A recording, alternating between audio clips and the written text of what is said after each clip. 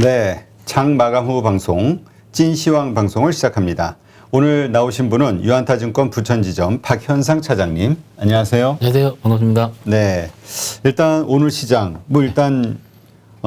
우려는 했어요. 왜냐하면 장중에 나스닥 선물이 워낙 3% 가까이 빠지는 어떤 모습을 보여서 그래도 오늘 어쨌든 양봉으로 마감을 했네요.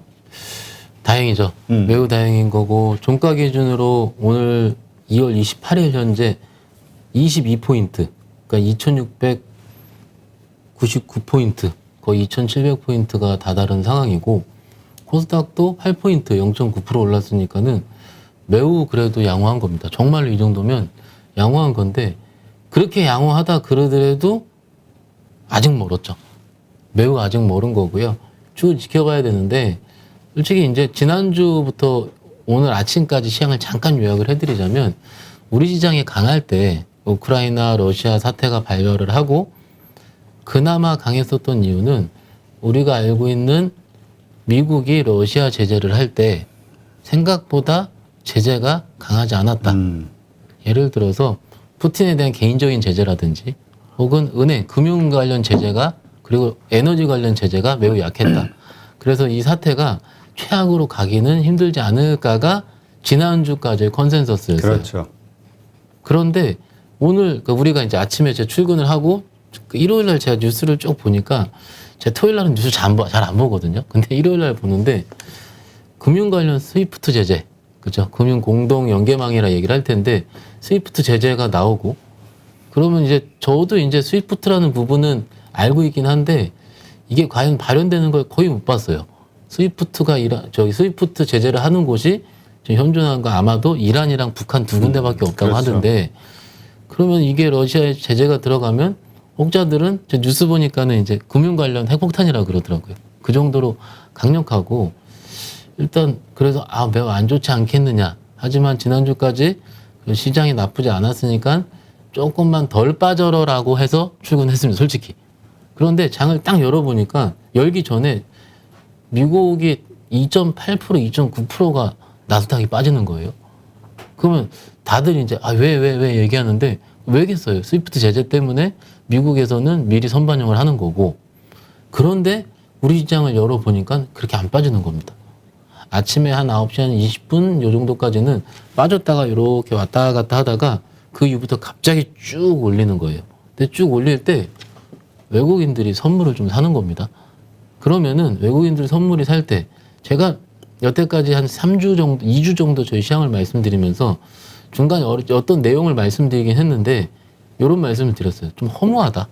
허무한 게 왜 그러냐면 막 우리는 간밤에 있었던 일, 했던 일, 매크로 지표, 미국의 경기 선행 지수, PMI 지표를 다 보면서 시장을 연구를 하고 어떤 예측을 하는데 결국 막상 오른 거 보면 외국인 선물 오르는 날만 올랐다 이거예요. 그렇지. 그러니까 이게 얼마나 좀 황당하고 좀 허무합니까? 저는 허무해요. 그리고 우리 개인 투자자분들이 저를 포함해서 중간에 굉장히 지금 마음속에 굉장히 불편한 상태일 텐데 주말에 그런 뉴스 보면 불편하거든요. 그렇죠. 예, 불편한데 심지어 오늘 아침에 던진 분도 있을 것 같고요. 그렇죠. 왜냐면 분위기가 안 좋거든. 그럼요. 예, 심각해질 것 같으니까 그나마 좀 덜 빠졌을 때 던지자. 이런 분들이 있을 나스닥 거예요. 선물 그렇게 빠지고 있는데 그리고 이제 어떤 분이 던지셨을 거냐면은 아마도 최근에 단타를 치시를 했었던 그 물량들을 던졌을 겁니다. 최근에 산 물량이 저가 매수. 맞습니다.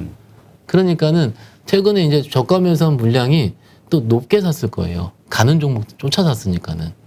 지난주가 대표적으로 지난주 내내 빠진 게 리오프닝 내내 빠졌거든요.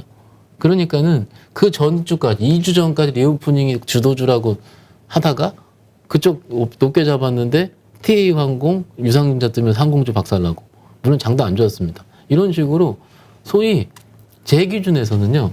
어떤 섹터가 올랐고 어떤 섹터가 빠졌다 얘기를 하지만은 대부분 분들이 제 기준에서는 일단 쫓아갔다 물리고 쫓아갔다의 반복입니다. 지금 시장은. 오늘 일례로 좀 이따 말씀드리긴 하겠지만 원전 관련주도 그런 경우가 됐을 거고. 그러니까 원전 아까 걱정이 많이 되더라고요. 맞아요. 많이들 이제 원전 드디어 시작이구나 생각하는 분들이 네네. 채팅창을 보니까 많이 있더라고요. 맞아요. 근데 좀 그게 밸류에이션이 답보가 안 된 종목들이 거의 대부분이거든요. 그래서 그건 좀 이따 제가 말씀을 드리기로 하고 시장 관점에 말씀을 드리자면 잠깐 제 화면 보면서 말씀드리자면요. 지금 외국인이 수급적으로 봤을 때 892억을 거래소에서 샀거든요. 여기 보이시죠? 수치가. 요거를 제가 시간대별로 좀 바꿔볼게요. 바꿔보니까 요게 지금 시간대가 3시 반 기준이 있거든요. 제가 지금 와서 지금 확인했을 때 아까 팔았는데 저는 그러니까 팔았는데 보지 했는데 동시효과 때 뭔가 자전거래가 일어났나 봅니다. 그래서 1362억 3시 반 전까지는 외국인들이 현물은 팔고 있었는데 동시효과 때 딱 바뀐 거죠. 바뀌었는데 기관은 2200억 매도했다가 1500억 추가로 매도했어요. 이 물량이 여기로 갔겠죠. 외국인으로. 그렇겠죠. 예. 그래서 현재까지 좀 보니까는요. 여기 지금 삼성전자가요. 제가 분봉으로 좀 볼게요. 삼성전자를 분봉으로 보면은 여기 마지막 보이시죠? 네. 324만 주가 들어왔습니다. 아, 삼성전자를 넘겼구나. 그럼요. 그러면은 제 기준에서 혹은 뭐제 기준도 아니죠. 주식 조금 하셨던 분들은 삼성전자 가지고 지수를 갖고 노는구나라고 얘기를 하는 거예요. 그러니까 물론 오늘 뉴스단은 오늘 오후에 있었을 때 러시아 우크라이나 회담의 총각을 다툼은 있었습니다. 근데 만약에 장이 막 50포인트, 60포인트 빠지고 있었으면 우크라이나 회담 사태를 실시간에 팡팡팡팡 나왔을 것 같은데 오늘 저만 그런가요? 별로 그렇게 뉴스단 회자가 안 된 것 같거든요. 왜냐하면 시장에서는 막 빠지고 있을 때는 뭔가 호재를 찾으려고 그거를 집중 조명을 하게 됩니다. 근데 그렇지 않고 장도 그냥 나쁘지 않았으니까 오늘 몇 시, 어떤 분은 오늘 몇 시야 이러더라고요. 그래서 한국이 몇 시지? 이러면서 6시간 후입니다. 그럼 아침에. 회담 시간? 네.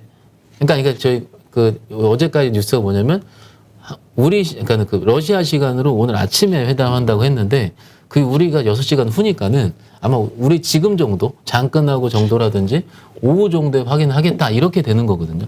그래서 오후에 좀 올라오니까는 이 회담이 괜찮나 보다 이런 식으로 추측을 하는 거예요. 물론 저는 전쟁 전문가라든지 이런 전문가가 아닙니다. 그리고 주식하는 입장에서 전쟁 관련을 그렇게 크게 예측하는 것 자체가 제 기준에서는 그렇게 썩 매매에 도움이 안 됐었습니다. 왜냐하면 내 투자 철학이 그쪽에 빨려 들어가게 돼 있어요. 그래서 그런 내용을 예측하기보다는 항상 생각하는 거는 시장 반응이 제대로 된 반응이다라고 생각을 하거든요. 그러니 오늘은 어찌됐든 나스닥 선물이 지금 오후에 이제 보실 텐데 1%대로 좀 줄어들긴 했어요. 마이너스가. 아침에는 장시작까지 거의 3%대 마이너스였다가 그러게 되면은 그러더라도 나쁘지 않지 않을까. 그리고 내일 시장도 조금은 기대를 할 수 있는 상황이 되지 않을까 싶은데 그런데 여기서 조금 차이가 나는 점은요. 이거 보시면은 거래 대금이 많이 나왔잖아요. 12조. 그러니까 오랜만이네. 10조 넘은 게요. 그러니까 지금 계속 안 좋다가 지난주부터 13조, 12조 이렇게 나오기 시작을 하긴 하는데 요거를 제가 거래소 기준으로 거래 대금 기준으로 뽑으면은요. 삼성전자가 1조 2천억 거래가 된 건 맞거든요. 야, 거의 10% 했네요. 많이 했죠. 근데 요것도 마지막에 300만 주 거래량이 합친 거지 않습니까? 그러니까 자전거래 무슨 내용인지는 모르겠지만. 그런데 2등이 두산중공업이에요. 원전주 이건 딱 예. 개인들이 샀다는 얘기잖아요. 맞습니다. 개인들이 샀다 팔았다 한 거죠. 사는 게 아니고 샀다 팔았다 단타. 무수하게 매매를 한 거죠. 그럼 이게 지금 거래소 기준으로 거래대금 상위 종목을 소팅한 거고 코스닥 기준으로 거래대금 상위를 보면은요. 풍원정밀, 상장한 놈, 보성파워텍, 원전, 일진파워 원전, 로봇, 티플렉스 로봇 뭐 이런 식으로 그럼 지금 보면 대부분 테마성 종목들 코스닥 시총 1위는 엘트리온 헬스케어고요. 에코프로비움, LNF 같은 뭐 2차전지라든지 게임주 이쪽이 시총 상인데 그 종목이 있는 건 에코프로비움 밑에서 한 여기 요만큼 대부분 지금 시총 거래 대금이 많은 종목들은 상장한 종목이거나 원전 관련지고 단타 치는 거라는 거죠. 코스닥 같은 경우는. 그러니까 질이 안 좋네요. 질이 좋지 않습니다. 그러니 제가 오늘 오후에도 뭐 투자자랑 또 카톡을 했죠. 카톡을 하면서 얘기를 하니까 자신감이 너무 떨어진다. 매매를 하는 사람이거든요. 너무 떨어진다. 사면 물린다. 근데 예전처럼 우리가 작년 11월 달에 장 재미없을 때 있잖아요. 그때처럼 그때의 사면 물린다라는 장과 지금 장은 체질적으로 매우 틀립니다. 그때는 딴 거 살 게 있었습니다. 그래서 그때는 제가 요렇게 되면은 차라리 이거 손절치고 이거를 사보시죠라고 얘기를 했었어요. 그리고 그게 잘 맞췄었고요, 솔직히.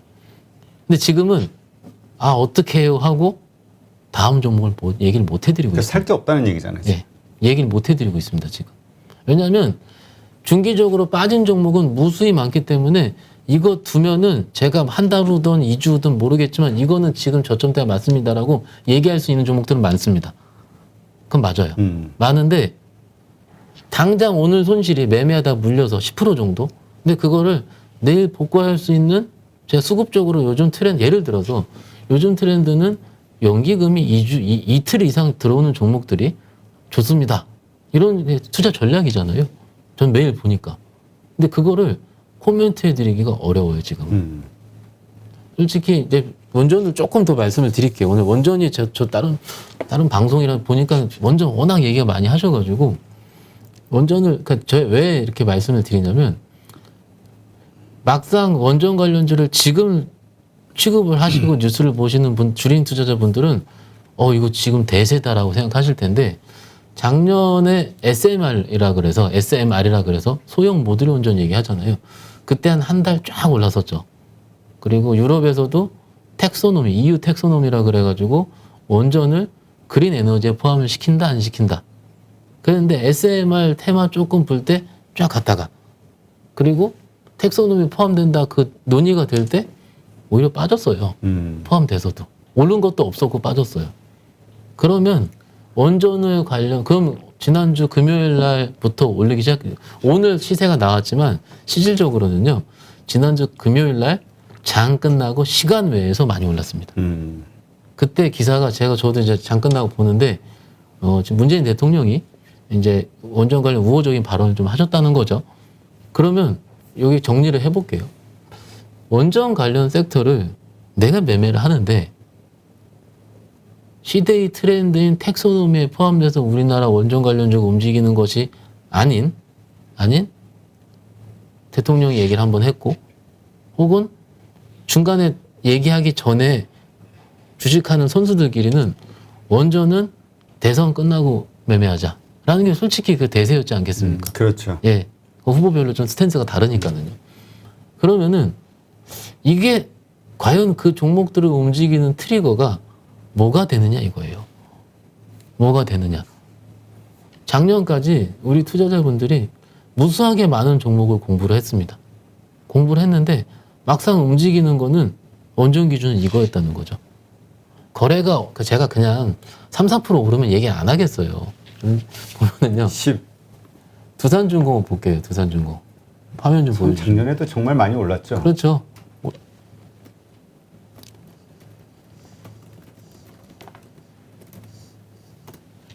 두산중공업 볼게요. 오늘 음봉이가 10% 올랐거든요. 장중에 제 기억으로 15% 올랐습니다. 이 무거웠던 두산중공업이 정말 원전 물리신 분들 입장에서 두산중공업은요 진짜 힘들거든요.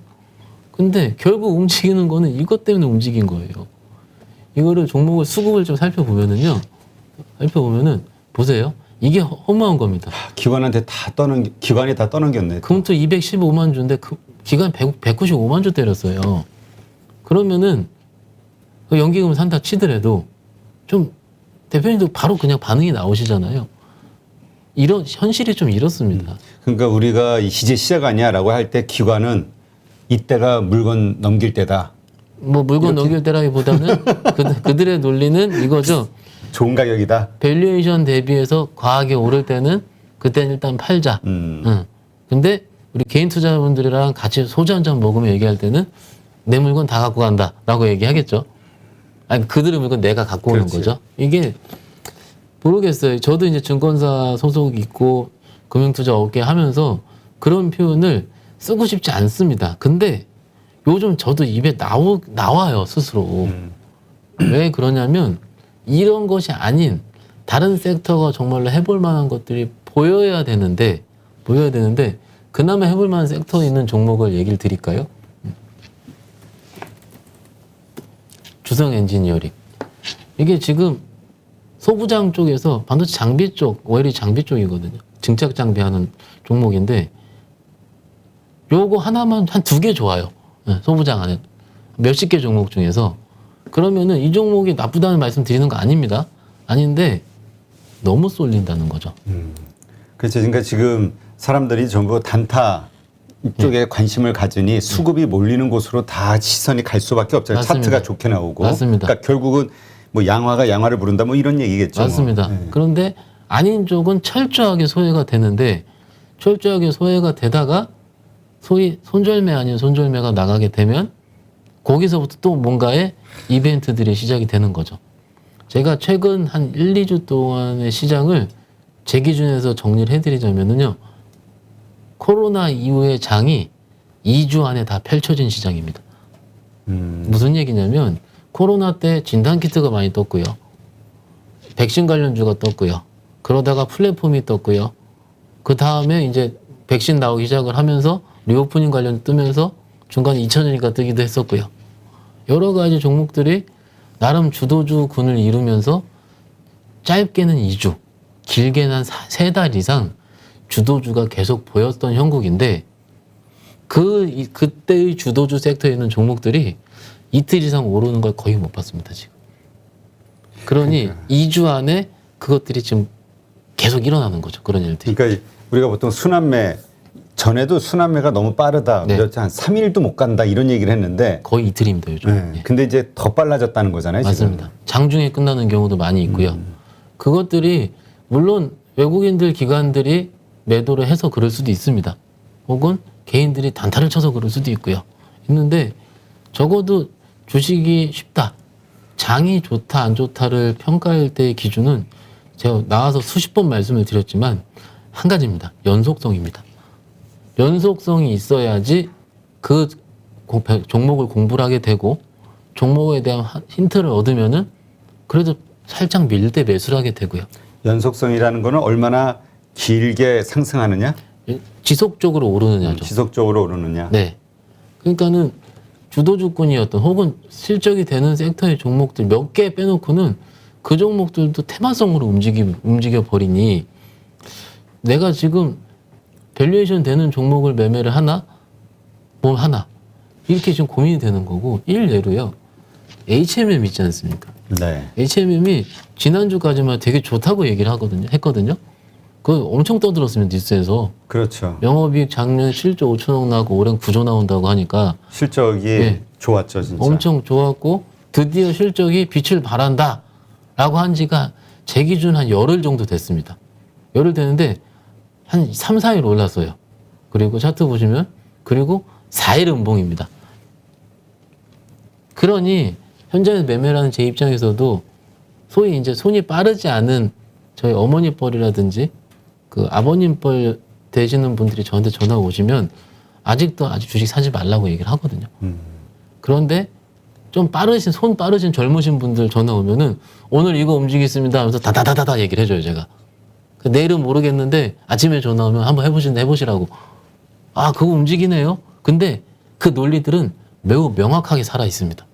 오르는 논리? 네. 살아 있는데 연속성이 없는 거죠. 그러니까 지금 HMM을 보면은 이게 지금, 이게 그 실적 보면 2배, 3배밖에 안 나오거든요. 올해도.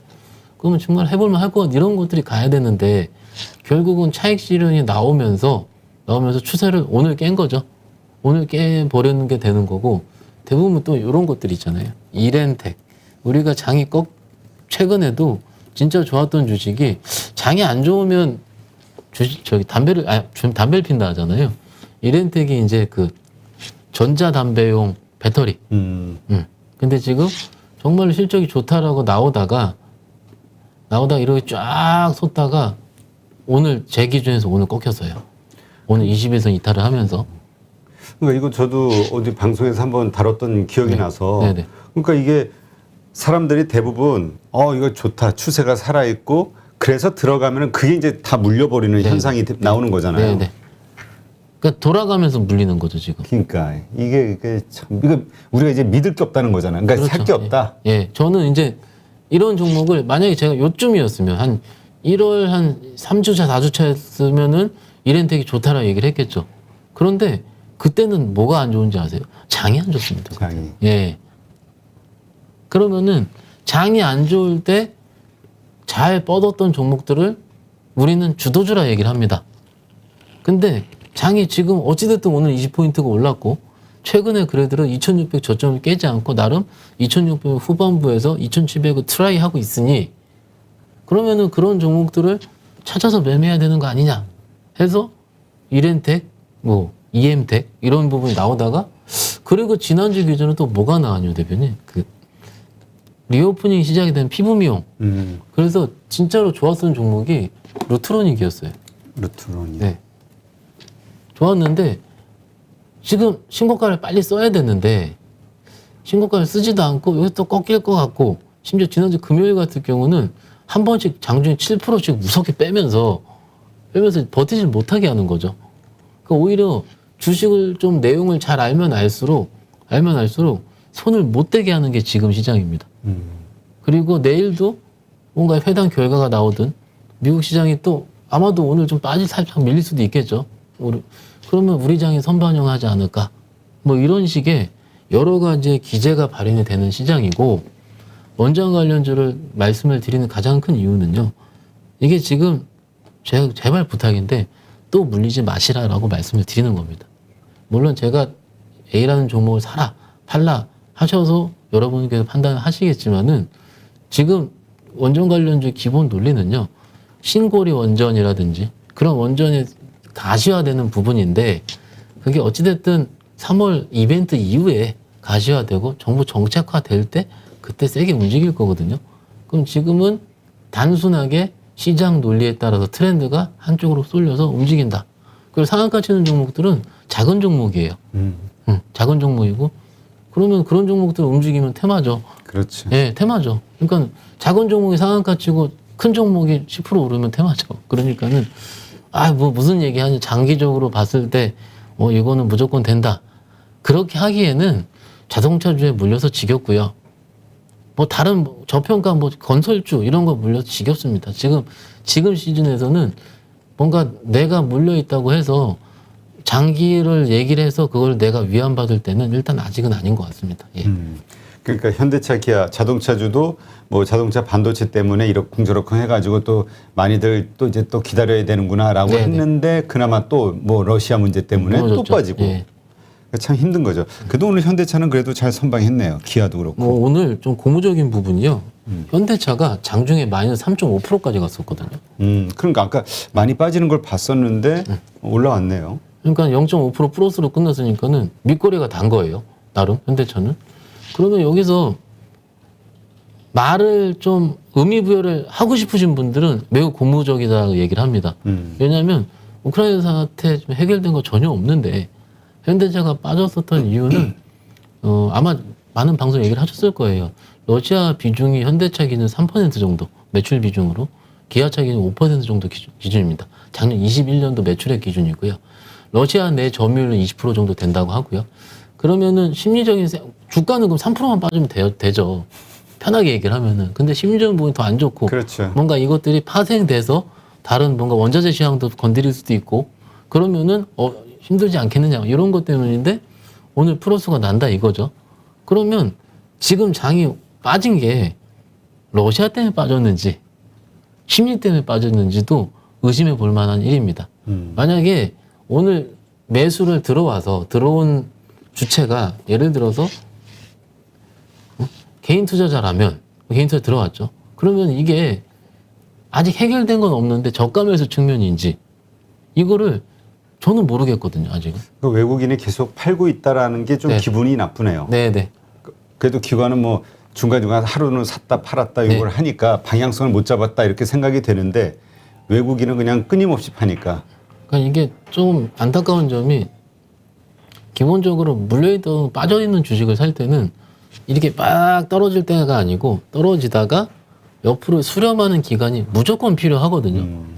근데 이 수렴하는 기간이 지금은 현대차 기준으로 아직은 나오지 않았으니까 그건 맞습니다. 전 누구보다 빨리 현대차가 올랐으면 하는 바람을 가지고 있는데 왜냐하면 자동차주 물리신 분들이 한두 분이 아니거든요. 그렇죠. 예, 그래서 빨리 올랐으면은 왜냐하면 현대차, 기아차만 그러니까 예전에는 삼성전자, 하이닉스였거든요. 작년에. 그렇죠. 근데 만약에 이제 하이닉스 때문에 어느 정도 빠져나오셨을 거예요, 투자자분들은. 근데 현대차라는 기아차 이런 쪽 자동차만 빠져나오시더라도 계좌 안에서 현금이 꽤 생기실 겁니다. 근데 당장은 좀 어려울 수 있으니까 그치. 일단 그럴 수 있고요. 어쨌든 이제 지금 아까 이제 원전 관련주를 얘기 드리면서 자동차까지 넘어왔는데 지금 대부분의 투자자분들부터 시작해서 장이 지금 2,700이라 칠게 2,700에서 올라오긴 했지만 올라온 것도 아니고요. 그러더라도 유의미한 계좌 상황이 있는 계좌들은 제가 보기엔 거의 없다. 거의 없다. 그래서 여러분들만 그런 것이 아니고 다 그런 거고 펀드 매니저도. 네, 다 똑같고요.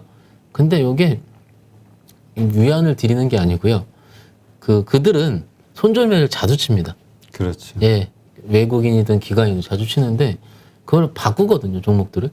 바꾸는데 바꾼 종목들도 솔직히 제가 수급도 살펴보면은 썩 좋지 않았습니다. 좋지 않았기 때문에 그걸 좀 위안 삼고 생각을 해보셨으면 어떨까 이렇게 말씀드리겠습니다. 네, 알겠습니다. 자, 일단 경제 제재를 러시아에게 하면서 네. 앞으로 이제 어떤 식으로 흘러갈지는 모르겠으나 어쨌건 이제 좀 에너지 시장이 흔들린단 말이죠. 급등하고 있고. 네, 네. 그러면서 이제 자연스럽게 신재생 에너지에 대한 이야기들이 나오고 있어요. 어떻게 봐야 될까요? 일단 이것도 제가 이 논리 형성 과정이 정말로 재밌다라고 생각을 하는 게 러시아 사태가 터져서 그 전에 전조 현상이 있을 때 유가가 많이 올랐거든요.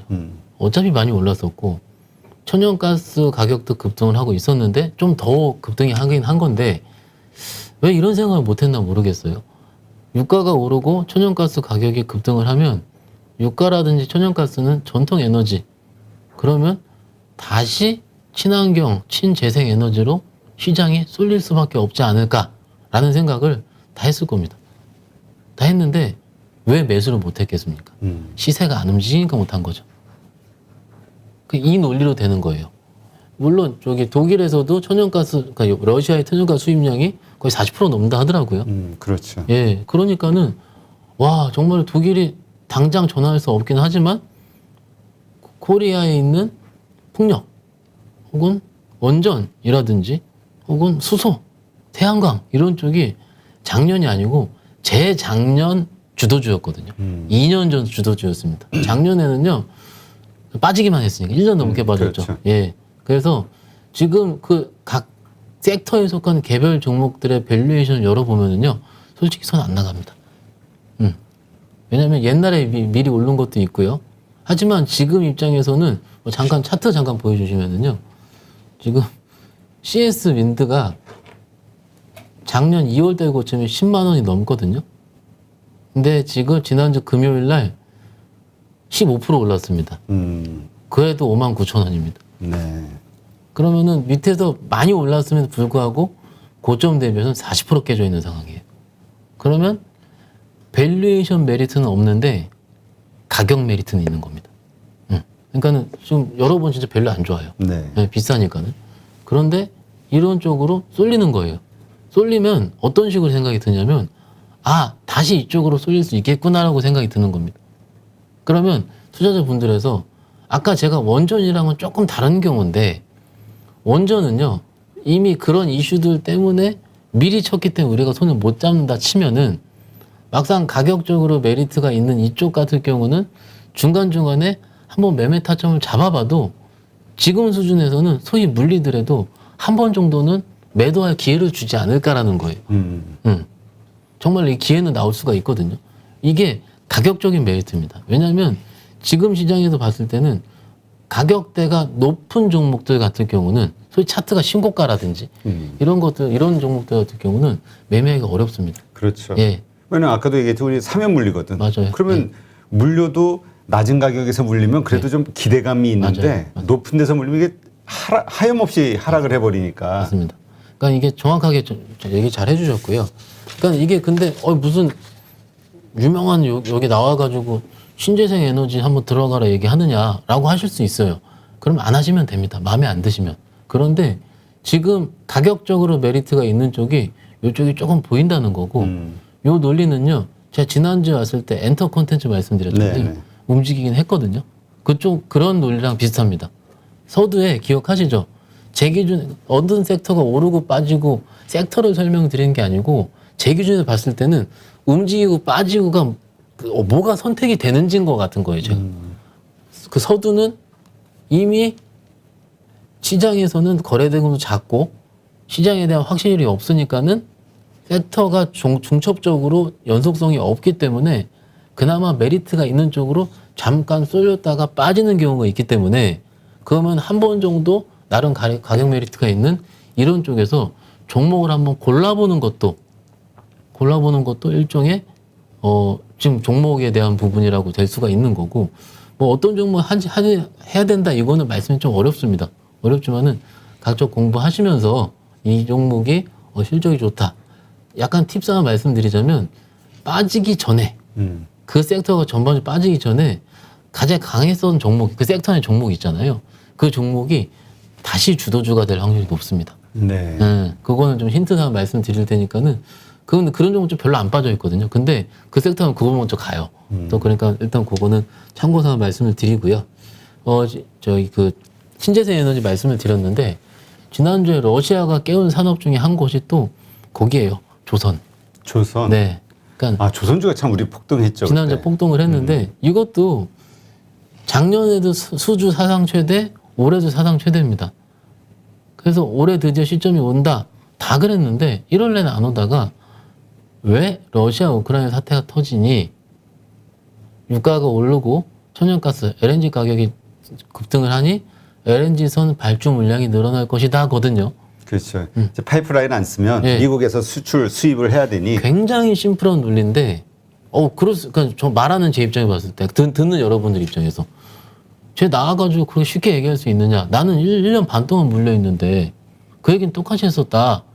그러면 제가 할 말이 없어요. 그런데 이번에는 이 사태가 깨운 거죠. 왜 이런 말씀을 드리자면, 가끔은요, 어떤 섹터가 깨어나기 위한 상황이 그 당시에는 우리가 뭔가 말도 안 되게 되는 사건들로 깨어나는 경우가 있습니다. 마치 몇 년 전에 폭스바겐 화재 사건이 있으면서 2차 전지가 태어났던 것처럼 이런 식으로 갑작스럽게 지금 러시아 사태 빨리 해결됐으면 그리고밖에 생각을 안 하잖아요. 장이 좋아져야 되니까. 그런데 이거가 조선주를 깨운 거거든요. 그러면 이게 연속적으로 갈지는 그 우크라이나 시황을 보긴 봐야 되겠지만 적어도 한 번 정도는 최근 한 6개월 안에 물리신 분들이 엑시트할 수 있는 기회는 됐어요. 지난주 금요일이. 제가 좀 댓글을 좀 읽어보니까 내가 지금 뭘 팔라고 다 마이너스니까요. 뭘 그렇죠. 팔라고 기다리고 있는데 조선주 겨우 나왔어야 하시는 분 댓글이 되게 많더라고요. 그리고서 또 물어보시는 게 더 살까요? 그게 아니고요. 일단 현금화하고 기다리세요. 그러니까 지금 어떤 이유로인가 급등하면 네. 그게 상승의 시작이라고 생각하고 네. 더 물을 타든지 뭐 이렇게 생각하는 분도 있는데 그러지 말고 그때는 나오자. 일정 부분 일부라도 이게 만약에 현금이 많은 계좌라면 배팅을 할 수 있습니다. 드디어 이 스타트 인정. 드디어 시작할 수 있겠구나 하는데 현금이 전혀 없는 계좌. 막 저번에도 말씀드렸죠. 1억 계좌에 25만 7,131원 현금이 있습니다. 다 사다가 이제 없는 거거든요, 현금이. 그러면은 그런 계좌들을 제가 상담하면 일단 나오세요라고 얘기를 하거든요. 그러면 그때 얘기하는 게 더 안 가요입니다. 그러니까 죄송한데 더 안 가요가 중요한 게 아닙니다라고 또 말씀을 드려요. 왜냐면 현금이 조금이라도 있어야 10%라도 있어야지 다음번에 빠질 때 덜 빠지는 거고요. 왜냐면 장이 또 깨져버리면 100%에 빠지는 것보다 90%에 빠지는 게 덜 깨지는 겁니다. 그리고 다시 장이 좋아져서 내가 하고 싶은 섹터가 보이면 그 10%로 들어가야죠. 근데 못 들어가니까 적어도 이번 기회에 만드셔야 됩니다. 라고 제가 얘기를 했습니다. 했는데 오늘 비슷한 얘기를 낮에 딱 얘기를 딴 방송 가서 얘기를 하니까는 뭐 분께서 지금 주식을 절대 팔면 안 된다라는 거예요. 저랑 친한 분이긴 한데 이게 웃긴 거예요. 주식을 절대 팔면 안 된다. 2,700포인트에서 주식을 절대 팔면 안 된다. 어떤 종목을 어떻게 갖고 있는지 모르는 상황에서 그런 얘기를 하면 안 되거든요. 근데 제가 말씀드린 기준은요. 내가 갖고 있는 종목이 소위 비자발적으로 장투를 하고 있는데 엑시트할 수 있는 기회가 비자발적인 장투였다면 오면은 감사해야죠. 감사하고 일단 나와서 어느 정도 현금하고 다시 공부를 시작하든 해야 되는 건데 조선주가 안 간다 이 논리 아닙니다. 두산중공업, 원전주가 안 간다 이거 절대 아니에요. 하지만 적어도 이렇게 한 번씩 툭툭 튈 때 조금씩 줄여가면서 그러니까 만약에 1억 중에서 3천만 원 있으면 1,000만 원 정도 현금할 수 있는 거죠, 편하게. 그렇죠. 예. 두산중공업 좋아하시는 분들 되게 많거든요. 두산중공업 저기 신주인수급 물량 나올 수도 있습니다. 제 날짜값 확인을 제대로 못 해봤는데 또 이제 유상증 물량 상장하고 그래 보면 또 밀리거든요. 그러면은 조금은 현금화할 수 있는 그런 계기를 마련했으면 좋겠다라고 아마 제가 나올 때마다 이런 식으로 말씀을 드릴 겁니다. 그게 맞습니다. 예, 예. 알겠습니다. 하여튼 또 이 방송 듣고 또 오늘 신규 매수하신 분들 밤잠 못 주무실 수도 있을 것 같은데 네, 하여튼 이러한 관점도 있다라는 걸 생각하시고 예, 어떤 리스크를 얼마나 가져갈지. 그럼요. 예. 왜냐하면 이렇게 사시는 분들이 우리가 손절을 잘못해가지고 자신의 생각과 틀릴 때는 단기 투자를 하시는 분들이라면 빨리 대응을 해야 되는데 예, 네, 이게 물리면 장기 투자 관점으로 가니까. 그러니까 그게 진짜 무서운 겁니다. 물리면 장기 투자 가는 게. 근데 적어도 그 섹터에 대한 확신이 있으면 저는 기다릴 수 있다고 봐요. 근데 그 투자라는 것 자체가 그냥 지금 움직이는 거를 왔다 갔다 하면서 그냥 쫓아가는 매매였다면은 오늘 틀리다면 적어도 내일 연속성이 없다면은 적어도 뭐 손절면 아니더라도 봉합 수준에 그래서 나올 수 있는 용기도 필요하고요. 제가 어떤 분한테 이런 얘기를 들었는데 주식을 공부를 하다 보면 어떤 분은 내가 산 본전에 파는 연습을 해야 된다라고 하시는 분들도 있습니다.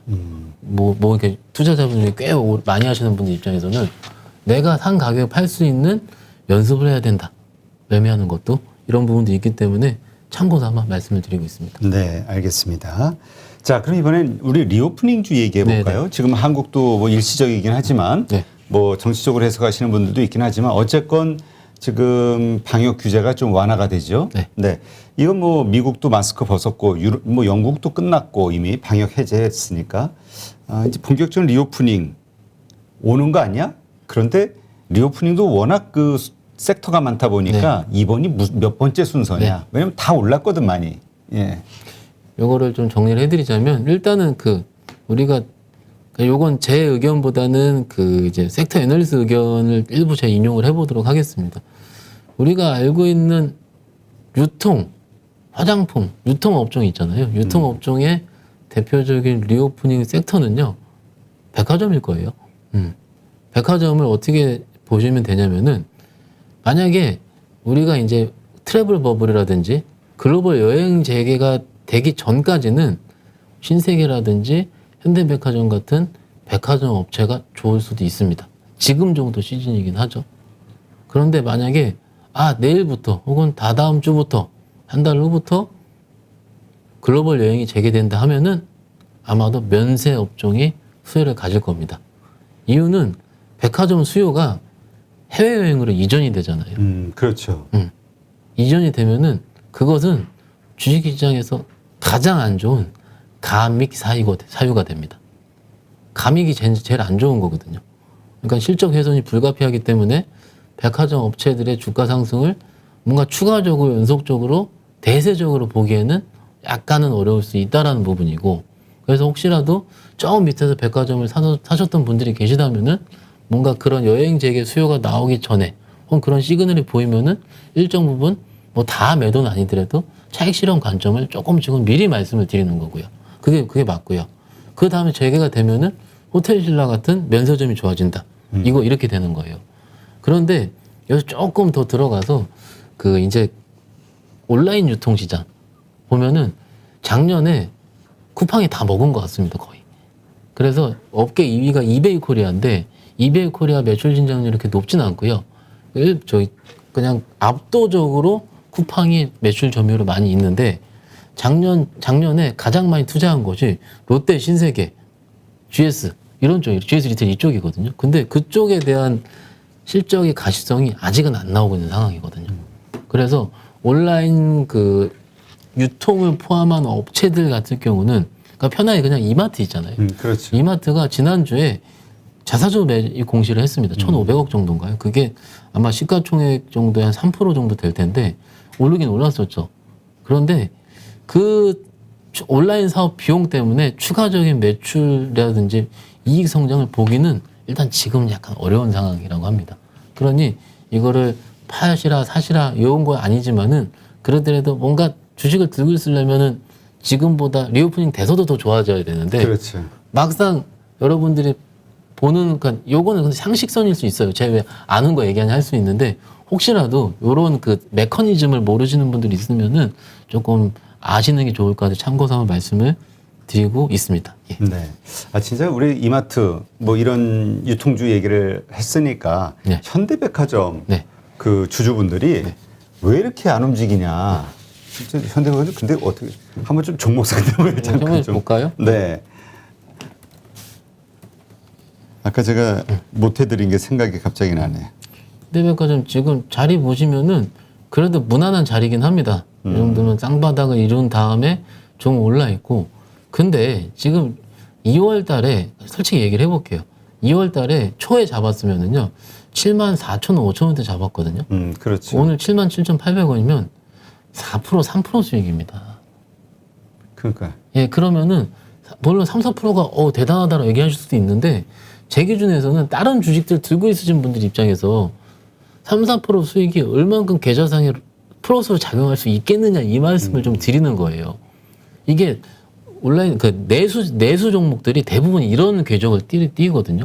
그래서 이런 섹터는 좀 길게 바라봐야 되는데 막상 길게 바라보더라도 솔직히 오른 게 없어요 거의. 그러니까요. 오히려 작년에 올랐지 올해는요 리오프닝 실질적으로 시작되고 현대백화점 뭐 MZ 세대들 많이 다녀갔다라는 기사도 굉장히 많이 있잖아요. 그러더라도 실질적으로 주가 측면에서 봤을 때는 그렇게 썩 아웃퍼폼하기가 좀 어렵다는 겁니다. 예. 그러니까 아마 기억에 작년에 그 여의도 현대백화점 더 오픈하면서 예. 그냥 화제가 되면서 주가가 그렇죠. 확 올라갔던 것 같아요. 근데 그 그때가- 이후로 그냥 쭉 흘러내리는. 그때 작년 5월에서 6월 사이거든요. 그때 보면 요때입니다. 요때. 이때 보면은 이때가 진짜 좋았어요.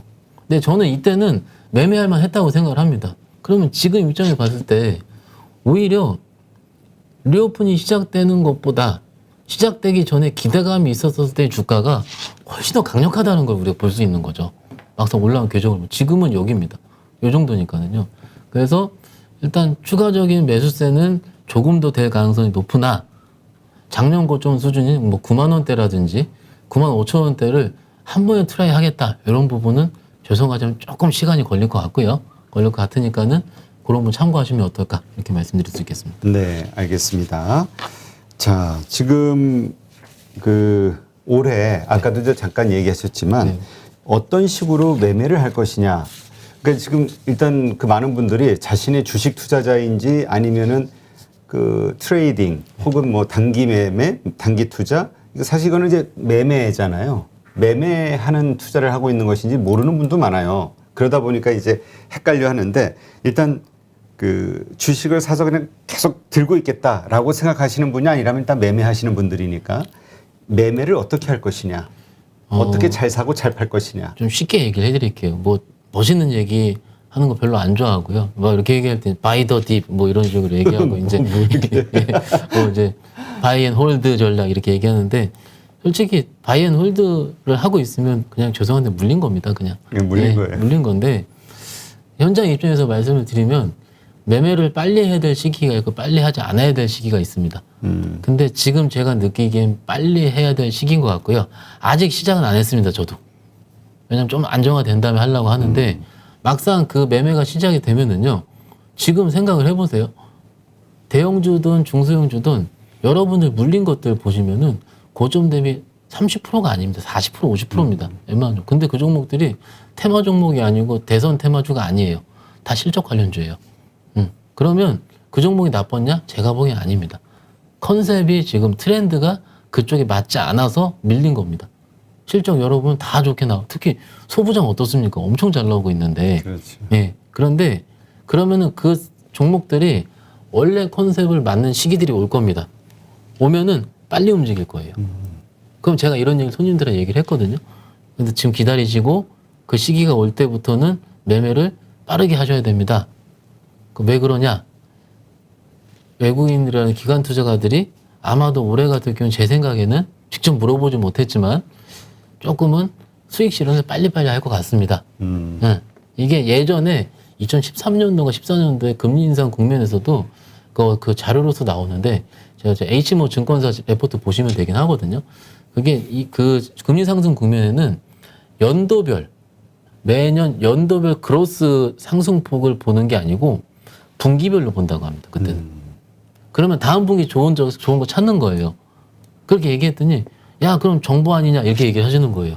정보가 아니고요 라고 했는데 정보지 뭐 이렇게 얘기하시는 거예요. 왜냐하면 투자자분들은 시기를 잘 모르시기 때문에 그렇습니다.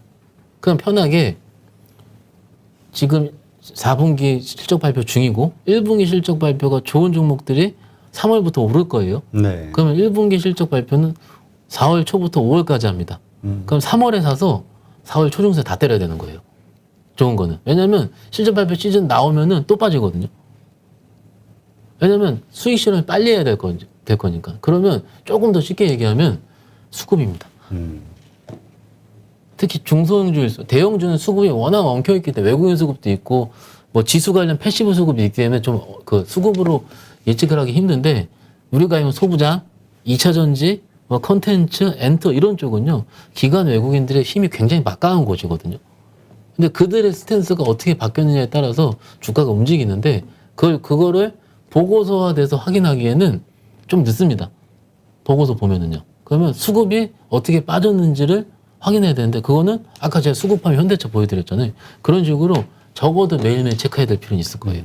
그래서 매매 스타일이 5일선에 사서 20일선에 손절을 치고 신고가 난 팔고 이런 뭔가 정형화된 논리를 드리는 게 아니고 각 종목별로 작년까지는 바이앤홀드 전략을 세워서 꾸준하게 해서 수익이 났다면은 그거는 작년 9월 달까지였거든요. 9월 이후부터는 시장이 어려워지면서 계속 수익 날만 하면 떨어지고 날만 하면 떨어지고 이런 이런 그 후회가 있었을 겁니다. 그러면은 제 생각에는 아마도 올해 박스권 예측하시는 분들이 굉장히 많거든요.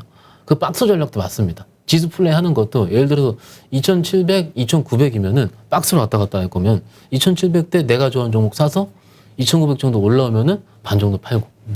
이게 단타가 아니고 약간 안타까운 게 소위 좀 짧은 매매, 빠른 매매를 말씀을 드리면 굉장히 좀 없어 보이는 그치. 풍토가 있어요. 트레이딩 하는 사람이 무슨 투자자야? 그럼요.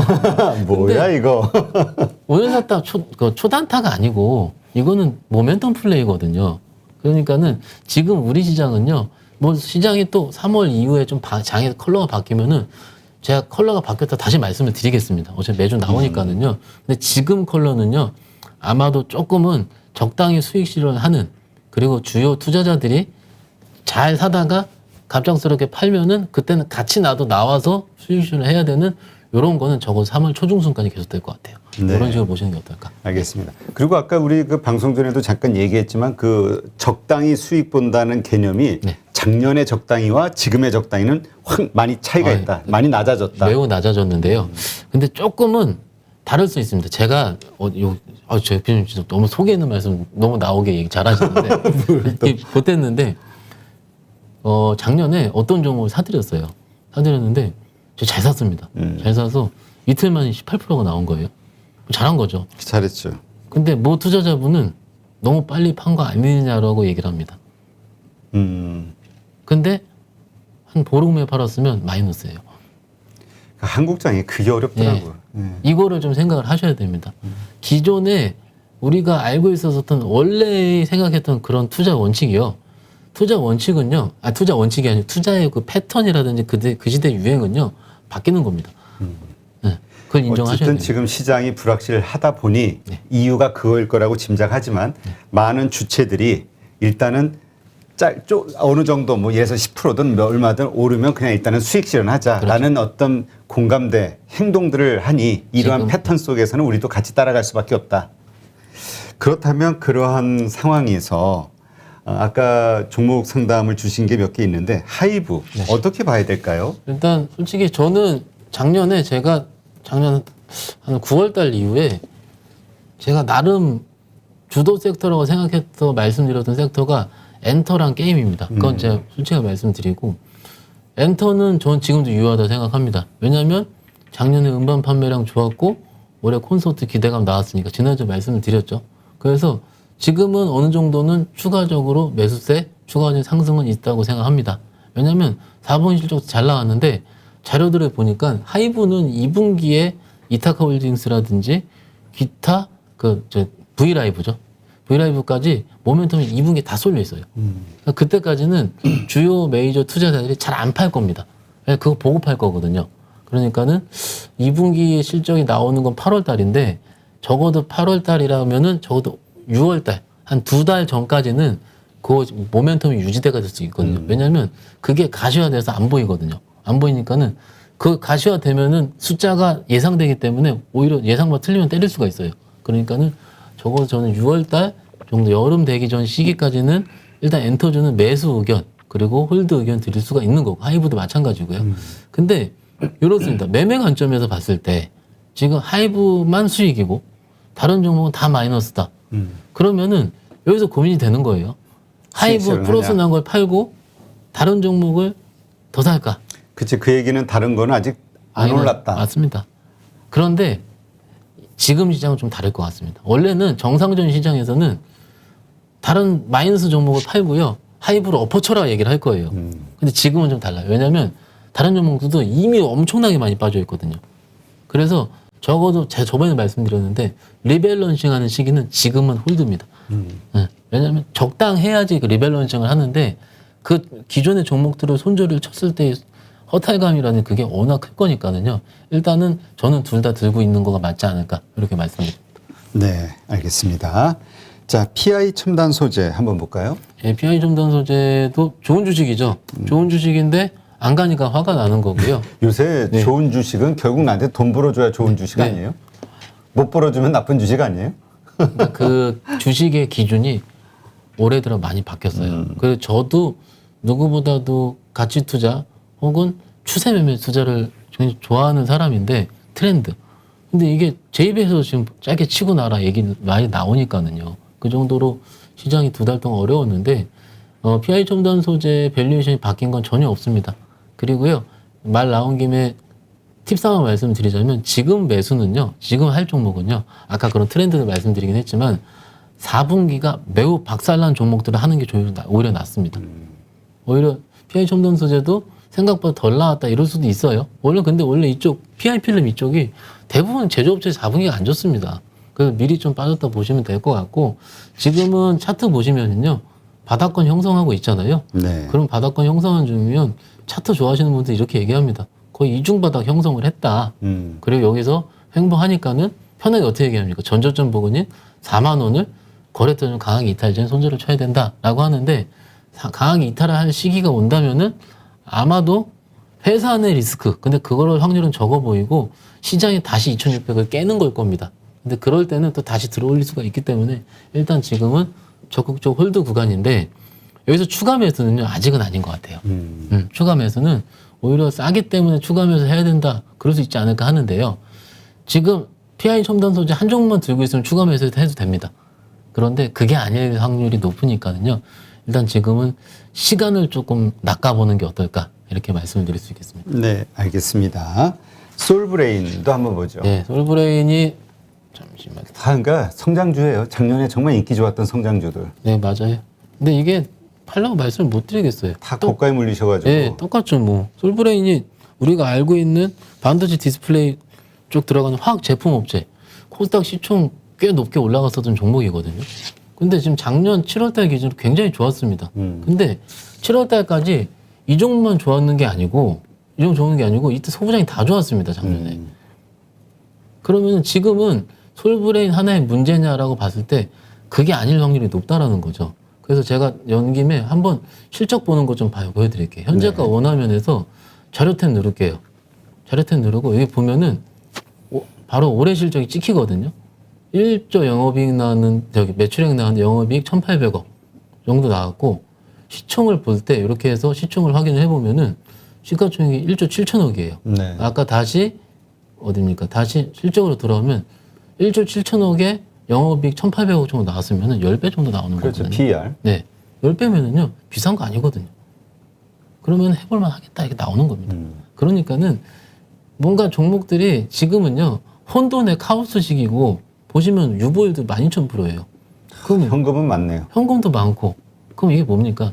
소부장 업체들, 특히 이쪽 그 화학제품, 디스플레이 화학제품 쪽에 이익 증가가 아직은 잘 안 보인다는 겁니다. 그런데 이익 증가가 보이는 시기는요, 레포트상 충분히 나올 수가 있거든요. 그러니까 나올 수가 있으면 그때 추가 매수 하더라도 늦지 않았다라는 거고, 이런 종목들 저는 손절치라고 말씀을 못 드리겠습니다. 일단 홀드 말씀드리겠습니다. 물론 단기적으로는 더 빠질 수는 있으나 단기적으로 저런데 시장만 안정화된다면 여기서 더 깨질 일은 없다고 보고요. 일단 첫 번째 문제 시장 지대 문제입니다. 알겠습니다.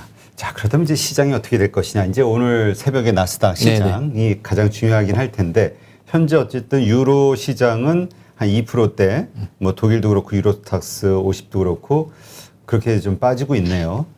나스닥 선물도 좀 좋지는 않고. 그러나 뭐 이건 또 나스닥이 열려봐야 사실 지난주 목요일 금요일도 오를 이유가 없었는데 그래서 그렇게까지 해석을 하시는 분들도 있더라고요. 전쟁보다 더 무서운 게 연준의 금리 인상이다. 그럼요.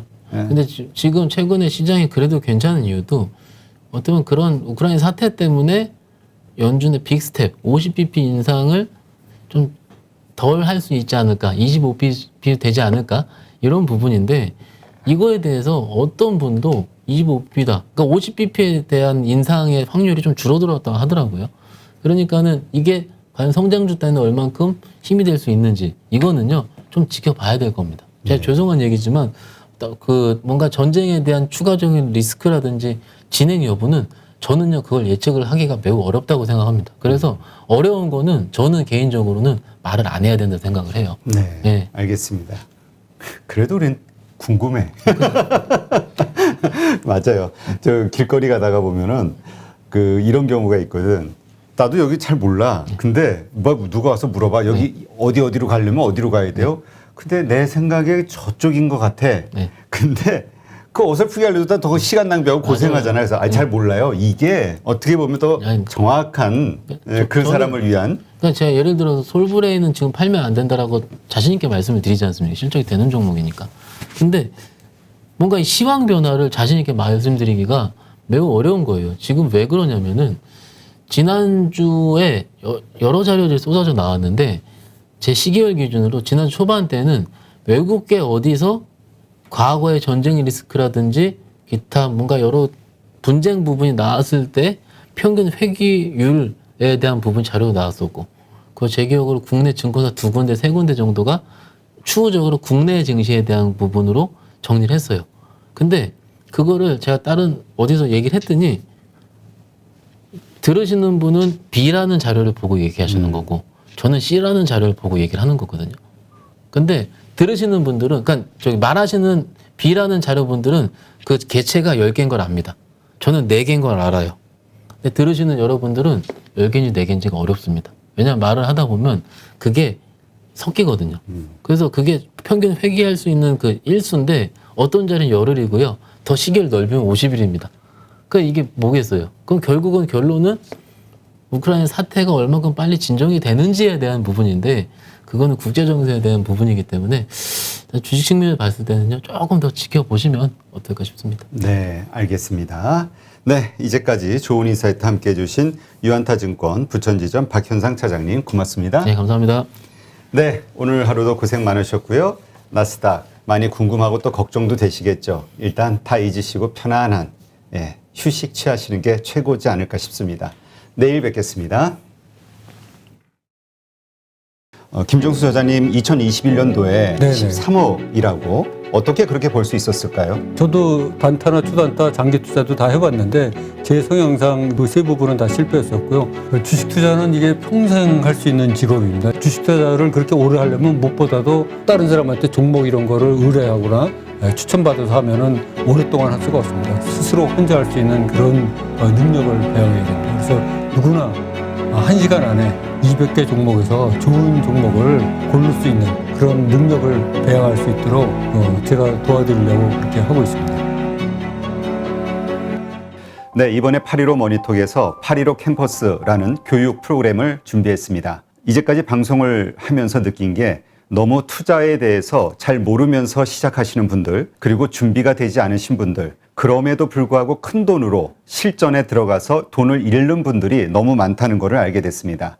이러한 분들, 다시 한번 체계적으로 주식에 대해서, 투자에 대해서 공부하고, 지금까지는 돈을 잃었더라도 앞으로는 자신만의 어떤 투자 원칙을 세우고 돈을 벌 수 있는 그러한 계기를 만들고 싶어서 8.15 캠퍼스를 준비했습니다. 한국 주식시장에 맞는 투자법과 관련해서 단기 매매 혹은 초단타, 장기 투자 혹은 스윙 여러 가지의 방식들이 있는데요. 어떤 것이 옳다 그르다 판단하기는 좀 어려울 것 같습니다. 결국은 그 투자를 하는 사람의 성향이 어떤지, 그리고 그 자금의 성격이 어떤지에 따라서 가장 본인에게 적합한 투자 방식을 찾는 게 필요하지 않을까. 그러기 위해서는 먼저 이러한 다양한 투자법들에 대해서 알아야지만 나에게 맞는 투자법이 무엇인지를 판단할 수 있지 않을까 생각을 합니다. 이론적이 아닌 실제 투자에서 큰 수익을 내신 분들, 자신만의 어떤 기법 혹은 투자 노하우를 가지신 분들을 첫 번째 대상으로 삼았습니다. 물론 그분들이 가지고 있는 투자 방식은 장기 투자일 수도 있고 스윙일 수도 있고 단기 매매일 수도 있는데요. 각 분야에 정말 특화된 어떤 실적을 가지신 찐 투자자, 찐 고수라고 볼 수 있는 분들, 이러한 분들을 선택했습니다. 그리고 전체적인 주식시장에 대한 이해, 그리고 투자자들의 심리, 특히 한국 주식시장의 데이터들을 훤히 알고 있는 거시적 관점으로도 시장을 바라볼 수 있는 애널리스트, 이코노미스트들도 8.15 캠퍼스와 함께 합니다. 이번 8.15 캠퍼스에서 유튜브에 나와서도 그 수익률을 따져보니까 한 7장, 상반기는 사실 수익률이 100% 이상이었어.